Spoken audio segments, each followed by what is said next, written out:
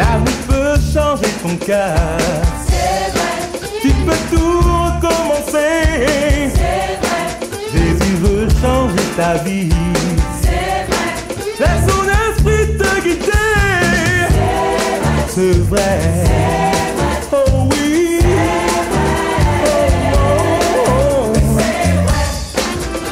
Son amour est vrai. La Bible le dit. Dans la vie, nous avons tous des problèmes que nous devons surmonter. Oh oui. Tu connais tout ce que tu veux cacher. Et là tu n'es pas le seul. Non. Choisis la vie. On veut-tu essayer? Même si les gens te jugent. Fais de ton mieux, les yeux vers le rêve. Je sais que tu peux le faire. Oui, c'est vrai. Aujourd'hui. Oh oui, c'est vrai. Je veux l'affirmer.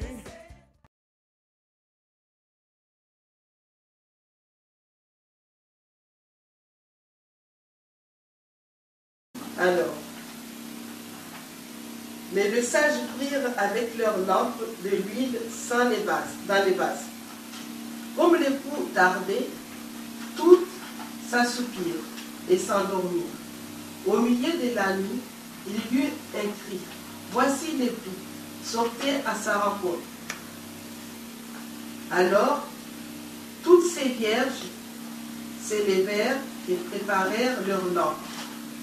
Les folles dirent aux sages, donnez-nous de votre huile, car nos lampes s'éteignent. Les sages répondirent, non, il n'y en aura pas assez pour nous et pour vous. Allez plutôt chez ceux qui en vendent et achetez-en pour vous. Pendant qu'elles allaient en acheter, l'époux arriva.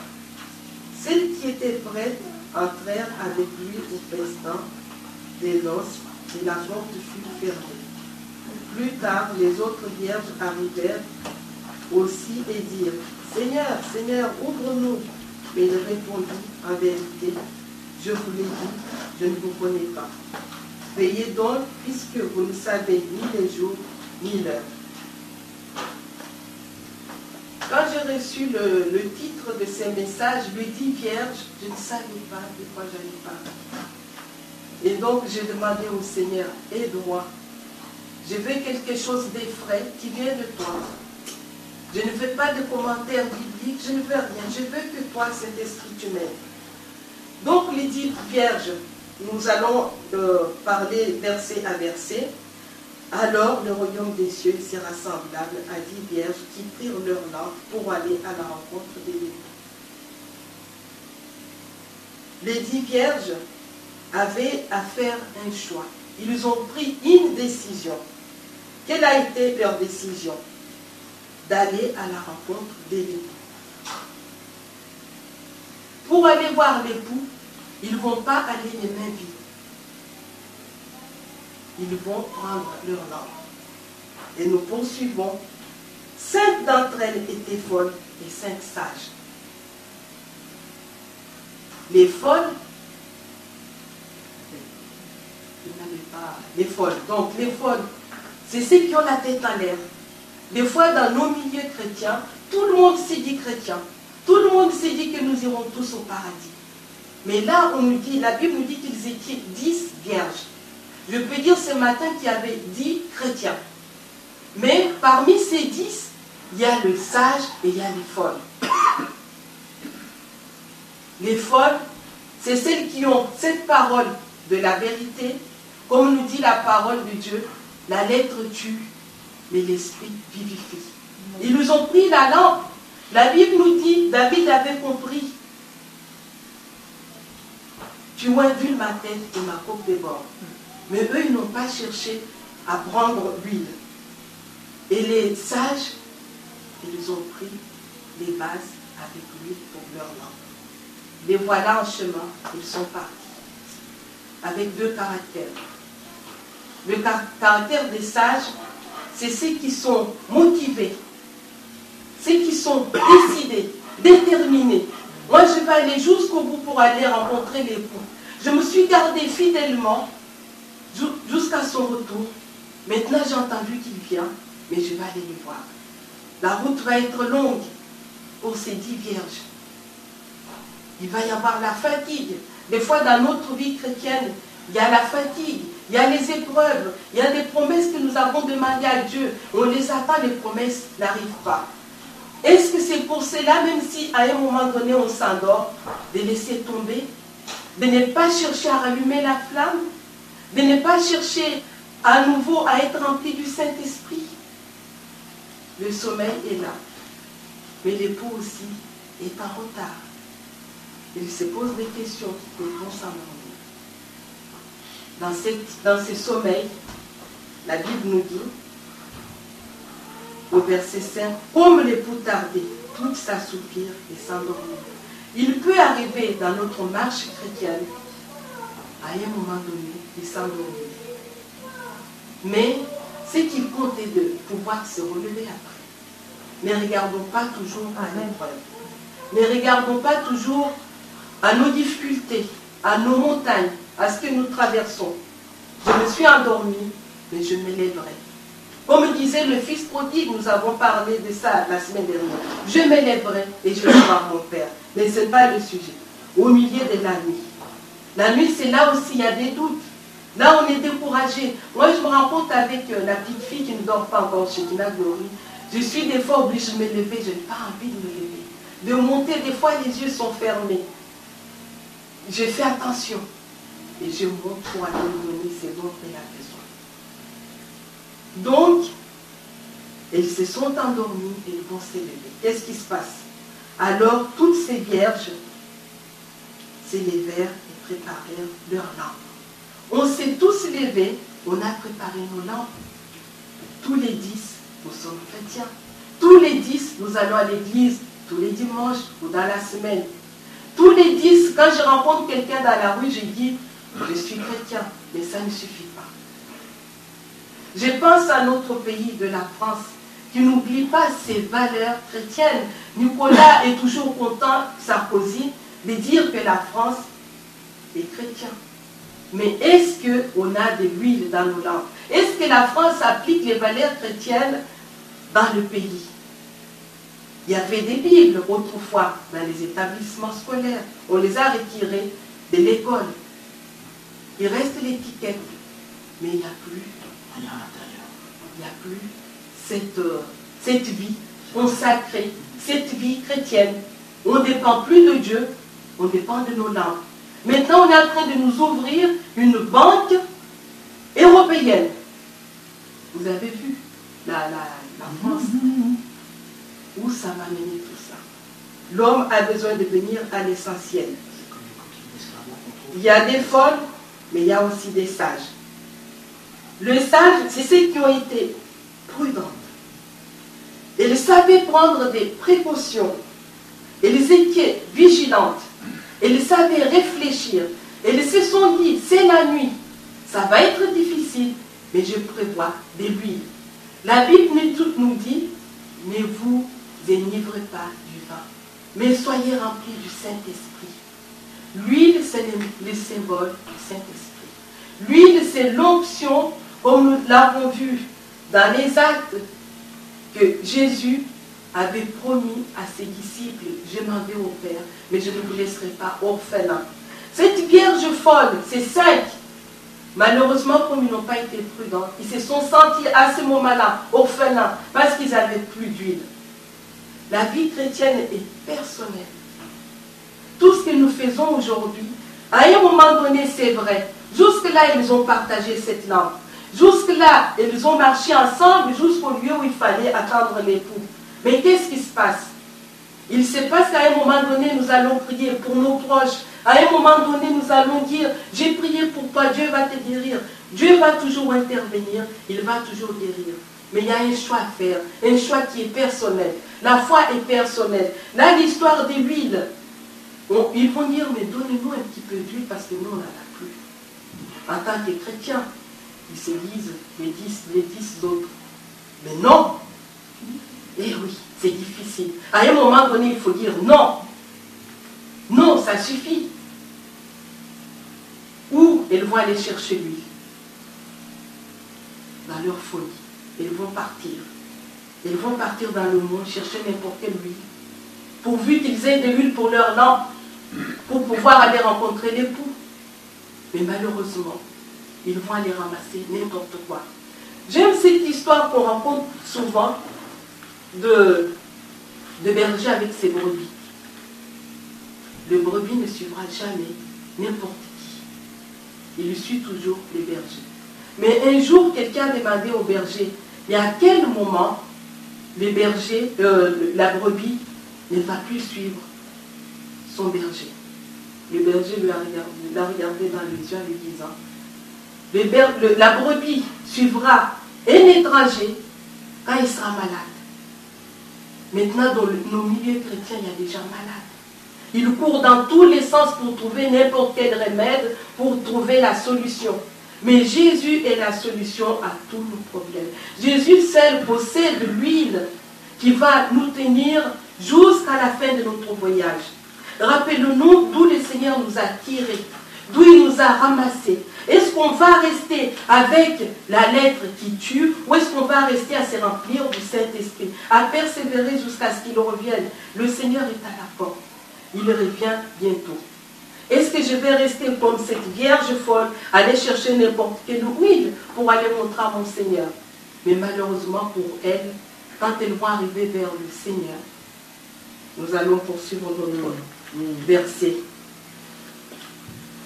Au verset 9, les sages répondirent non, il n'y en aura pas assez pour nous. C'est personnel la vie chrétienne.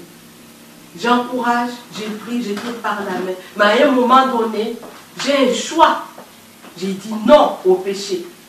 J'ai dit non au compromis. C'est seulement Jésus, seulement l'Esprit. J'en ai marre de marcher par la chair. Je vais marcher par l'Esprit.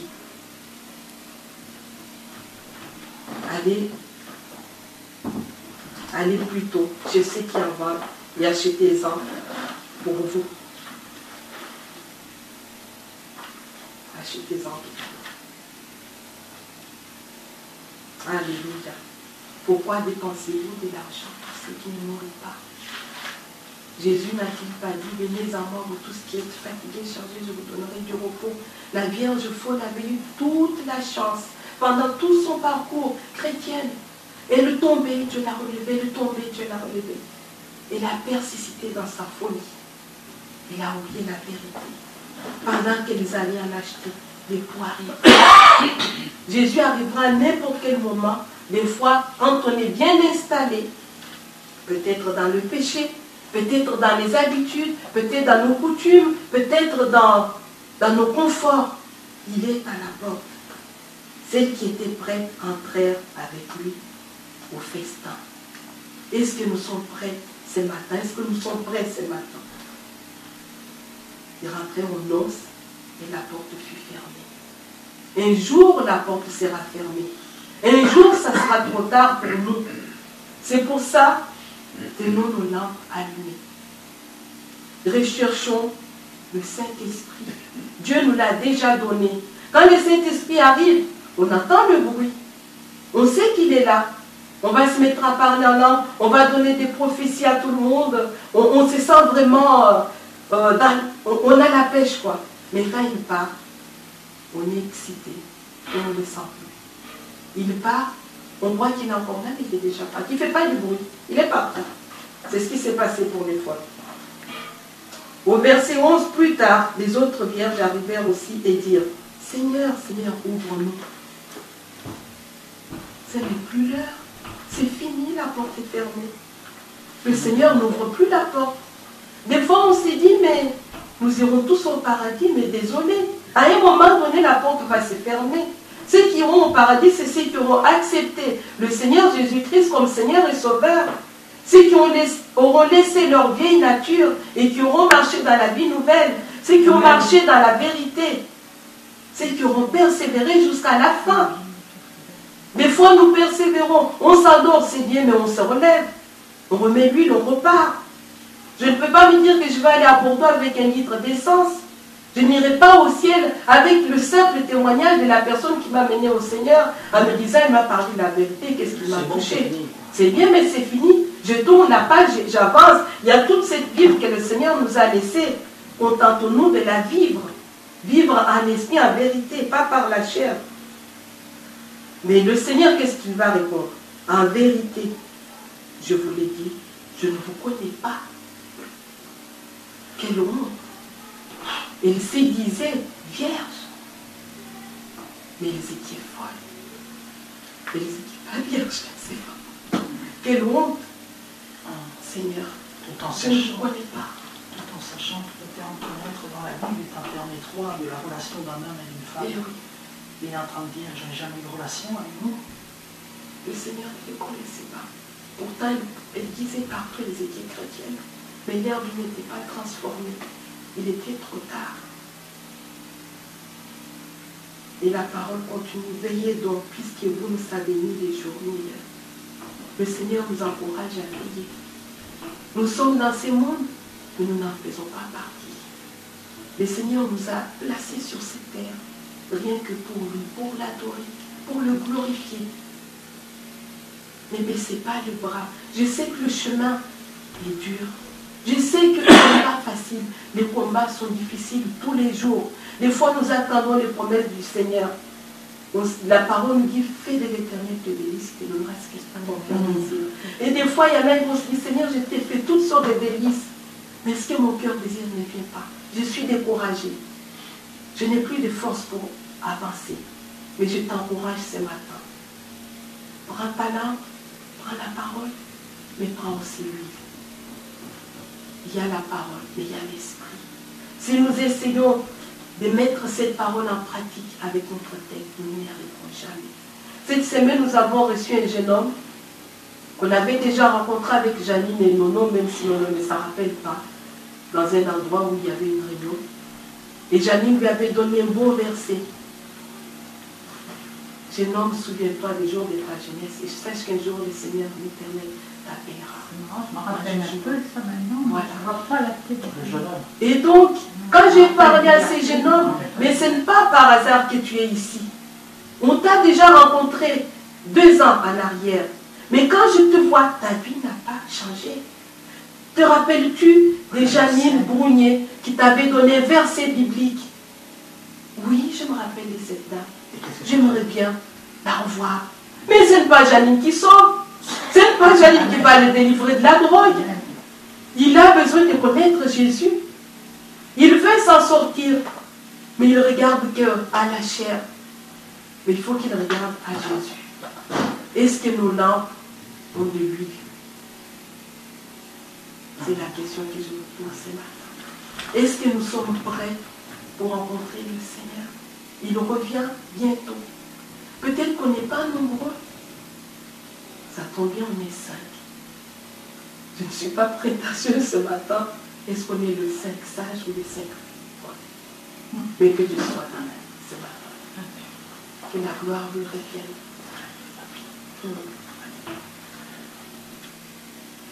Il est bien dit dans la parole de Dieu, nos lampes. Une lampe pour chacun. Une lampe personnelle à chacun. Et tout le restant de notre destinée dépendra de ce que chacun de nous choisira de mettre dans sa lampe. Ce n'est pas la lampe du voisin, ce n'est pas la lampe de l'église, ce n'est pas la lampe de tous les chrétiens, c'est nos lampes, notre lampe, à nous, la nôtre. Qu'est-ce que nous mettons dans notre lampe? Oh, il n'y a pas besoin d'être hyper saint. Il n'y a pas besoin d'être la personne qui est arrivée au bout du chemin, qui a tout accompli et qui ne pêche jamais. Mais est-ce que nous nourrissons de la parole de Dieu, de l'huile, c'est-à-dire du Saint-Esprit? Est-ce que nous rechargeons les batteries en quelque sorte? Parce que partir sur une route avec nos piles, et une route qui est bien longue, des fois les piles finissent. Est-ce que nous prenons suffisamment d'énergie dans le Seigneur pour pouvoir continuer la route? Il est question de nos lampes, et ça c'est vraiment important. C'est vraiment important de comprendre que c'est notre lampe avec ce que nous choisissons de mettre à l'intérieur. En même temps, cette maladie qui envahit les chrétiens est parfois aussi une maladie dans certains milieux ou dans certains pays, ou dans certains départements, une maladie spirituelle qui vont faire que les chrétiens vont courir partout pour aller de réunion en réunion, mais ne jamais saisir, même s'ils vont à travers différentes réunions, l'huile qu'il leur est donnée pour mettre dans leur lampe. Et ils vont continuer comme ça, d'entendre des beaux messages, parfois des prophéties, parfois des clés vont leur être données à travers le Saint-Esprit et à travers la parole de Dieu, mais au lieu de les saisir, quand ils ressortent de la réunion, ils vont continuer à passer leur semaine comme si de rien n'était, et puis ils vont aller ailleurs. Ils en oublient qu'ils auraient pu saisir cette huile et la mettre dans leur lampe. Parce que le plus important, c'est ce que nous mettons dans notre lampe individuellement.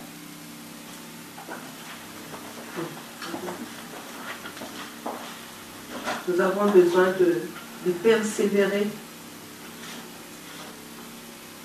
Et les vierges, c'était vraiment des personnes qui s'étaient mises à part, se mettre à part. Prenons cet engagement, Seigneur, je me mets à part pour toi. Amen. Je vais vivre que pour toi. Je vais vivre qu'avec toi. Je vais vivre qu'en toi, Seigneur. Car sans toi, je ne peux rien faire. Amen. Ce n'est ni par la force, ni par la puissance, mais par son esprit. Le Saint-Esprit nous a été donné pour nous aider tout au long de notre marche. Ne l'oublions jamais. Ne le rejetons jamais. Il est là pour nous faire du bien. Il est là pour nous. Lui seul sait ce qu'on a besoin, à quel moment nous en aurons besoin, quand est-ce qu'il faudra utiliser ce qu'il aura mis dans nos mains. Faisons confiance à Dieu et laissons-nous conduire par le Saint-Esprit. Et lorsqu'on entendra le cri, un boum, il arrive, de partout, on ne panique pas, parce qu'on aura tout avec nous. Merci Seigneur. Gloire à toi. Seigneur, nous voulons te bénir, te rendre gloire et honneur. Nous glorifions ton nom ce matin. Parce que c'est vrai, tu nous montres qu'il y a beaucoup d'appelés, mais peu de vus, Seigneur.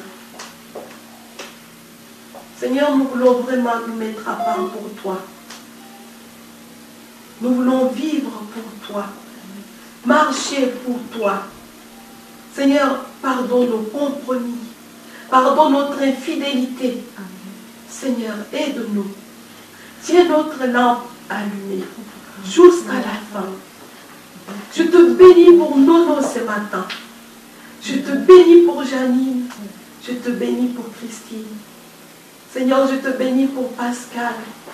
Tu es Dieu, Seigneur. Tu règnes à jamais. Seigneur, allume à nous ta flamme.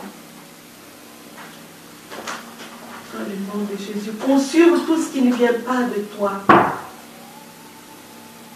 Dans le nom de Jésus, sois glorifié.